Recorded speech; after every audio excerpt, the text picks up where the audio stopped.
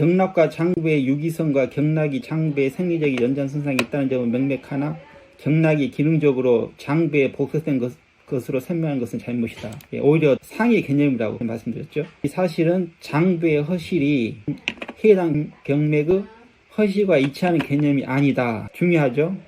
장부 허실 경락이 똑같이 해서 치료, 그게 아니라는 거죠. 한번 생각해 봐야 된다는 거죠.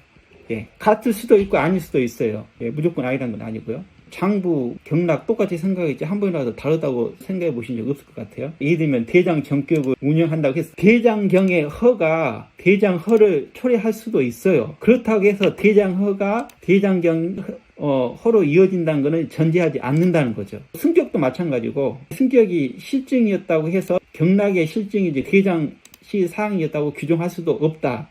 근데 특정 장부의 허실을 다스리기 위해서 친구학적 수단이 결국 해당 경맥을 조절하는 것이다 보니 장부의 허실과 경맥의 허실이 동일시 되었던 것이다. 표리해가지고 폐허면은 대장실이고 대장실이면은 허다. 근데 꼭 그렇지 않다는 거죠. 그럴 가능성은 높지만 반드시 그렇지 않다는 얘기고요. 그래서 폐허의 상황에 기계적으로 대장실을 전제하고 대장을 사하는 방법을 택하는 것은 논리적으로나 실제적으로 오류에 해당된다. 특정 침법에서는 그 맥을 통해서 체질을 보고 장부 허실을 진단해서 이런 식으로 생각해. 당연히 폐허면은 대장실이고 대장실이면 폐허고 그렇게 맥으로 진단해서 치료하는 침법이 있잖아요. 서로 이론적으로 많이 부딪히죠. 무엇이 맞다보다는 서로 이론적으로 전혀 부딪히는 치료 툴들이 있다는 것만 말씀드리고 그 나머지 판단은 여러분한테 맡길게요. 한의사로서 경락에 대해서 모르는 사람이 누가 있겠습니까? 근데 다시 한번 이 자리를 통해서 간단하게 경락에 대해서 추가 보충을 집어넣는데 책의 내용이에요. 일반인이 인체에 대해서 건강에 대해서 고민하면서 일반인의 시선으로서 공부한 책이거든요. 그러니까 오히려 더 놀랍더라고요. 한편은 부끄럽기도 하고 일반인이 책을 쓴 건데 내용이 괜찮은 것 같아요. 그래서 간단히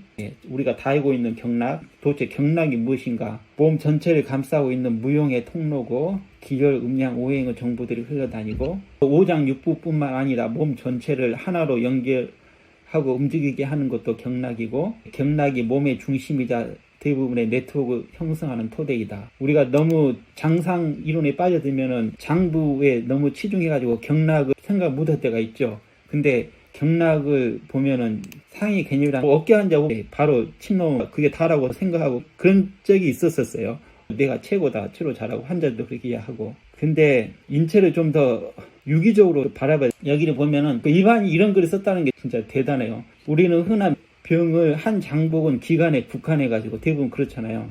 근데 경락 온 몸과 연결되기 때문에 경락의 관점에서 보면은 병은 국소 문제일 수가 없다. 따라서 한 부위에서 발생한 병도 몸 전체 네트워크에 지대한 영향을 행사한다. 저는 이렇게 굳게 믿고 있고 환자한테 분명히 이야기를 해줘요. 지금 너가 생각하는 게 그냥 단수 어깨 통증이라고 생각하지, 단순히 어깨 통증일 수도 있지만은 결국은 몸의 밸런스가 깨져서 어깨 통증으로 나타날 수도 있다는 거다. 그 분명히 환자한테 인식을 시켜줘요. 그게 사실이고요. 만약에 원인이 그러면 어깨만 치료해 임시적인 거다. 결국은 밸런스를 깨트리는 원인을 치료하고 몸을 치료해야 된다. 그렇게 이야기를 해주거든요. 객관적으로 증거를 해줘야죠.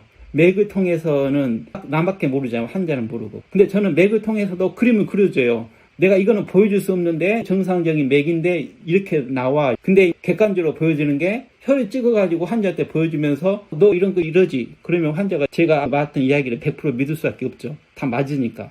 예를 들면 감기에 걸리면은 치료도 마찬가지다. 국소에 병이 없듯이 국소에 치료 또한 없다. 기계도 어느 한 부분이 이상 있으면 다른 영역에 가는데 우리 몸은 어떻겠습니까? 왜 이게 중요하냐면 대부분 환자들이 그렇게 생각하거든요. 어깨 통증, 환자는 그것만 이상했다고 생각해요. 그런 경우가 아닌 게 대부분이거든요.